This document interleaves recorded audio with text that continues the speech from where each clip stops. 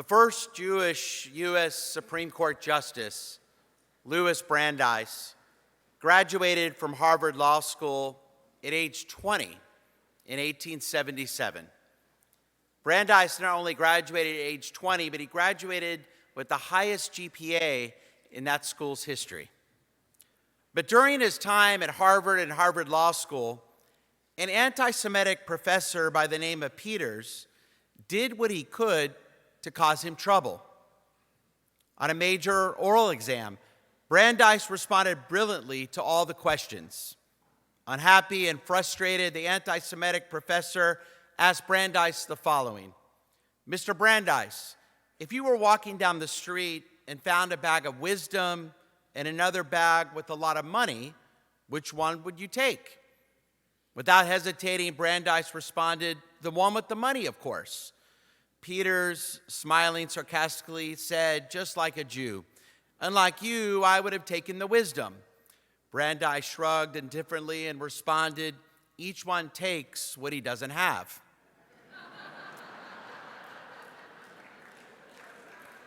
There's more. True story. The professor's hate for Brandeis came to a finale when he scribbled on his final exam the word idiot and handed it back to Brandeis. A few minutes later, Brandeis got up, went to the professor, and said to him in a dignified but sarcastically polite tone, "Professor Peters, you didn't give me a grade, but you did autograph the exam sheet."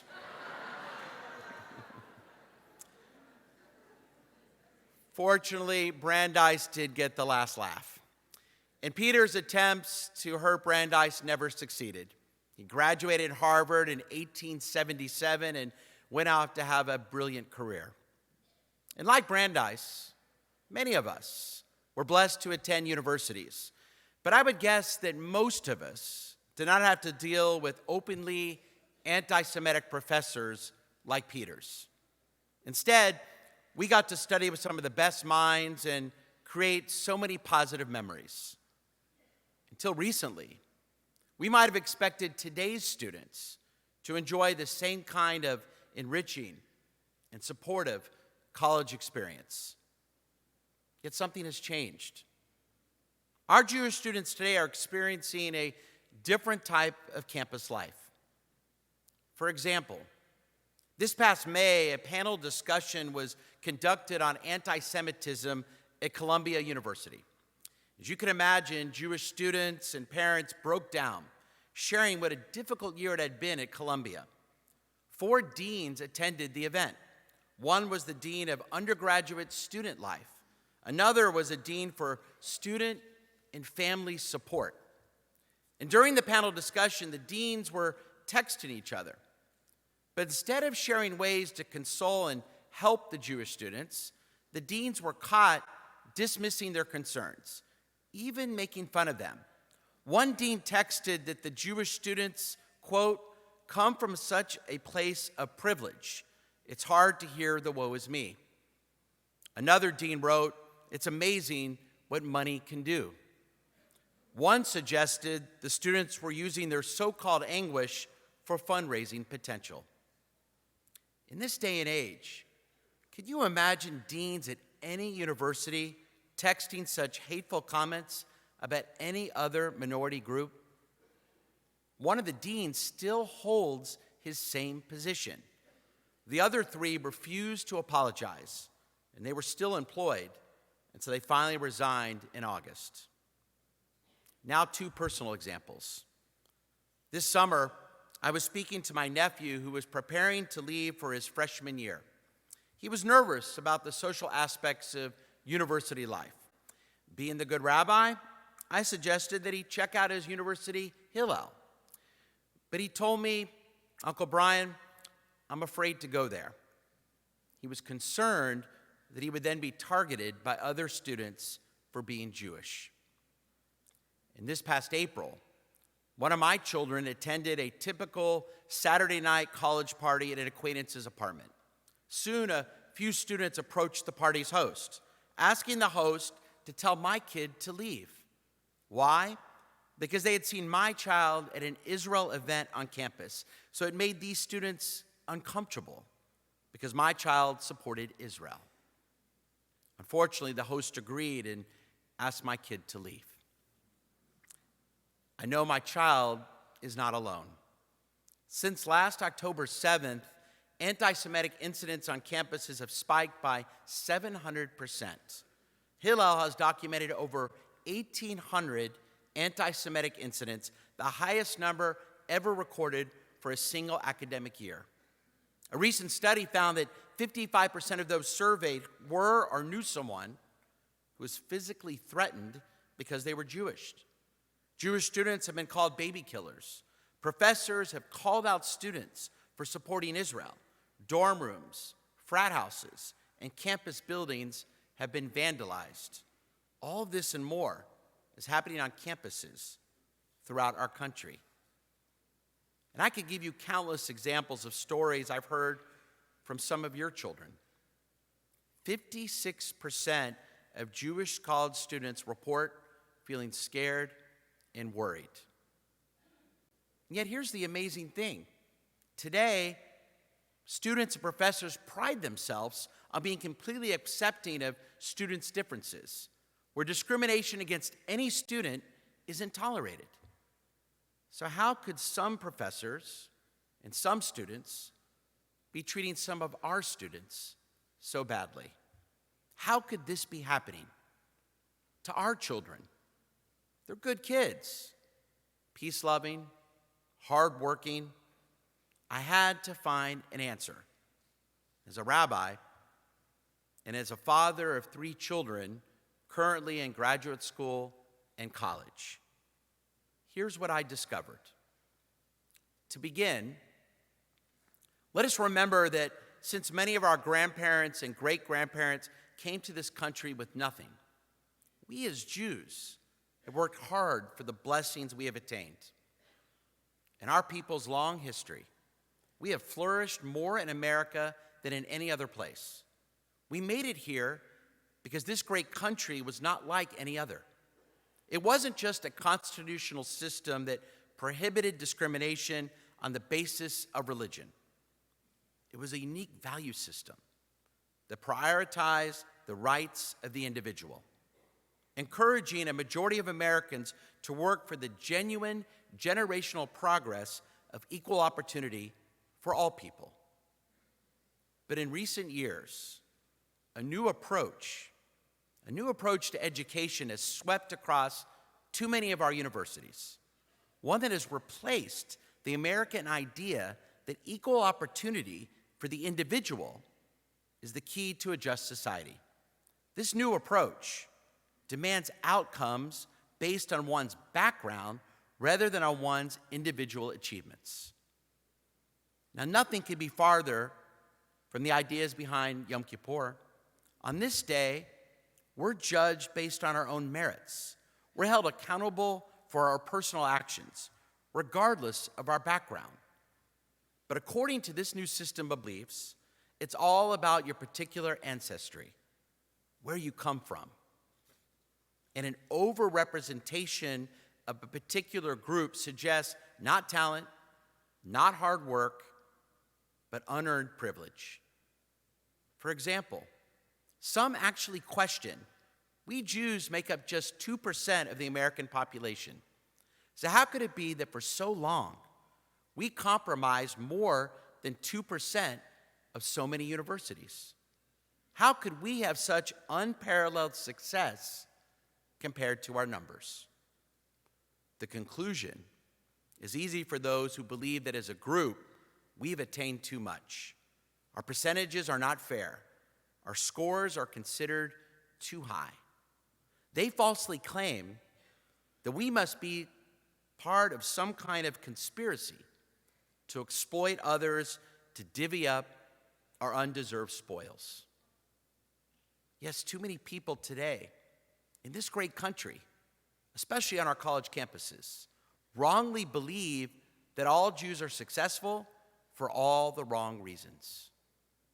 And on many campuses, the concept of success is considered a privilege, resting on the false belief that no matter what, the haves are merely beneficiaries of a rigged system. My friends, these simplistic, binary classifications of entire groups of people seem to have taken root in the minds of many administrators, professors, and students. You're either part of the oppressed or an oppressor. And we American Jews have been defined as the quintessential oppressors. This is actually not a new belief.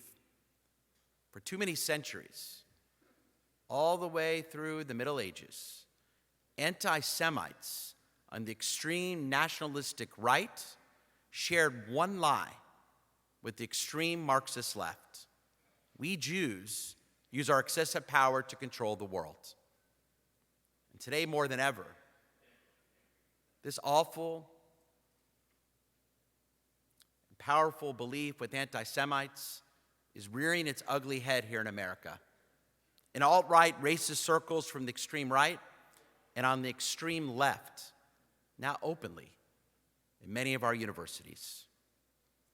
No matter what side it comes from, the labeling of Jews as oppressors has become a permission slip for anti-Semitism. I never thought I would see it here. In my lifetime, this is the first time I have seen it, especially on college campuses. In one poll earlier this year, 16% of non-Jewish college students expressed open hostility towards Jewish students because they believed in the lie that we have too much power. 16%. And unfortunately, these findings align with other polls, including those conducted even with middle school students. Now, if that wasn't bad enough, to make it even more difficult for our students, our Jewish state is deemed to be the world's worst oppressor. Based on similar falsehoods, Israel is considered to be the last remnant of European colonialism, and therefore deserves to be attacked and eventually, God forbid, destroyed.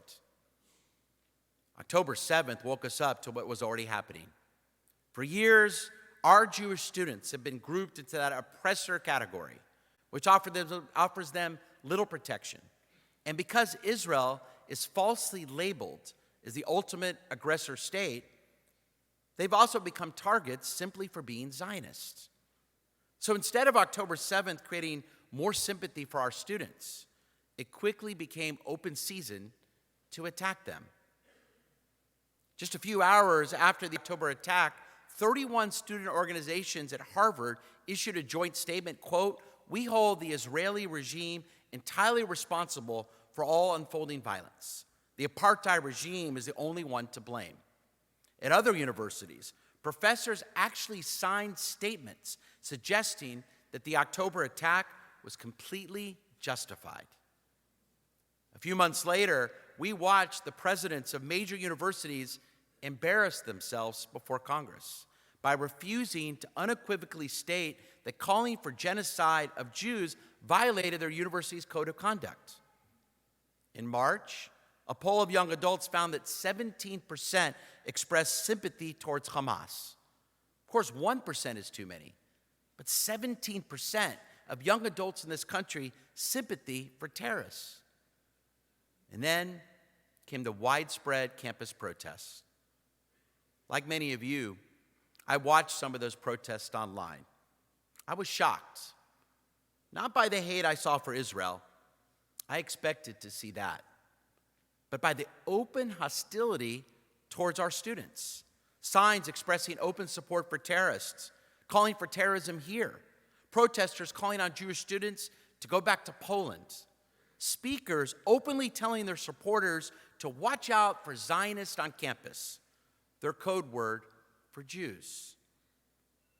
And at some universities, which are typically quick to discipline those who made comments that triggered students' safe spaces, suddenly they rediscovered their support for free speech once it was anti-Semitic students engaging in controversial conduct. We saw once again that Jewish students were the only minority, the only one, not fully protected. It was troubling to watch protesters upend campus life, from exams to graduations, block our students from walking freely on campus because they were so convinced their cause was beyond question. It's not, and someone should have made that clear to them. For centuries, colleges existed to give students the conceptual tools to understand the complexities of our world. But today, at too many universities, students are instead being fed these simplistic, ideological categories that blind them to reality. And I wish I could tell you it was getting better. In August, an anti-Israel campus group at the University of North Carolina announced its right to use violence, saying the oppressors will never grant us full liberty, so the oppressed must seize liberty with their own hands. It was reported that professors openly helped them with these statements. And 3 days ago, you may have seen this, the most prominent pro-Palestinian student group at Columbia walked back an apology it had issued for a student who said last year, Zionists don't deserve to live. And to top it off, they added an explicit call for violence. Quote, we support liberation by any means necessary, including armed resistance. Statements like these put our students in danger. It's only October, and yet there's already been multiple attacks against Jewish students this academic year. Now, I hope you understand why this is happening on college campuses, that we all see this is a serious moment for our students, and why I felt it was necessary to bring it up on the most important night of the year. It's depressing, and it's frightening. But before it gets even worse, is there anything you and I can do? The great Rabbi Abraham Joshua Heschel once said, the opposite of goodness is not evil, it's silence. Today is not the time for silence. The one choice that is not acceptable is to do nothing. A student leader recently said, people often ask me, when looking at anti-Semitism on college campuses, has the golden age of American Jewry ended? He said, my answer is simple, not without a fight. Not without a fight. Tonight, I want to offer 3 suggestions. 1, can you and I do more to keep our students safe? For example, the U.S. Senate should finally pass the Anti-Semitism Awareness Act, which already passed the House of Representatives earlier this year in an overwhelming bipartisan vote. This would give the Department of Education the ability to enforce federal anti-discrimination laws in order to fully protect our students. And in the meantime, because all forms of discrimination should be treated with the same attention and vigilance, can we demand that university administrators treat anti-Semitism with the same seriousness as all forms of hatred? We expect them to hold all students accountable for their actions, enforcing the rules already in place to stop illegal protests and encampments. And can we insist that university heads support all their students, enforce all the rules equally, or step down? And if they don't, let's send our students to those colleges who have stood up against anti-Semitism. Let's choose those schools where our children can be safe. Because the choices you and I make as families can make a difference. Number 2, a lot of damage has been done to higher education. It may take decades to repair. According to Gallup, in 2015, 57% of Americans expressed high confidence in college education. Last year, the number had fallen to 36%. And some distinguished schools are now reporting a drop in applications. But you and I know, having a top-tier education system where all minorities are protected is not only good for us, it's good for our country. Fighting for all the universities is the least we owe our children in this country that we love. And let's not forget, there is still some excellence in today's academia. Plenty of terrific, fair-minded professors and administrators, plenty of good reasons to send our children to college. But we have work to do. The intellectual decay is widespread, and it won't stop spreading until universities recommit to their core mission. Their core mission is not to tell our students what to think. That's not their job. Their job is to help our young learn how to think on their own. Is that crickets or someone's phone? It's my fault. I forgot to tell everyone to turn off their ringers. I think that's a real cricket. I don't know what that is. Okay. It must be an anti-Zionist who put that in there. Okay. My last point, number 3. I remember last spring when I asked my son if he was okay, as the protests grew on the University of Texas campus. My son told me it was frightening, but he was fine because he had a strong Jewish community he could count on. When I speak to our college students, they often tell me that having an active campus community makes a huge difference. Can you and I do more to support those great student organizations that are there for our children? Hillels, Campus Chabads, other Jewish student organizations that help our students. I'm thankful to the campus Jewish professionals for doing what they do so well, being there for our students and inspiring them to be the leaders now and in the future. And I also want to thank those students that are here tonight. You've shown resilience and care for one another in such challenging times. Many of you have been unafraid to demonstrate your pride in being Jewish. And by doing so, you've brought us a lot of pride. We're proud that many of you have had the courage to stick to your Jewish values, your Zionism, and with your fellow Jews. Because all of you, our students, deserve a safe learning environment, free from harassment and discrimination. Louis Brandeis didn't have that. Many of your grandparents, parents, and people like me had that safe campus experience. And I hope and pray, working together, so will you. On our most significant night of the year, I want our young people to know, whether you're in college now or heading to college in the future, we as your parents and your grandparents, rabbis and synagogue community, we will not stop. We will not stop until all college campuses are safe for our Jewish students. We owe that to you, our children, and we owe it to the future of our people in this extraordinary country. Thank you.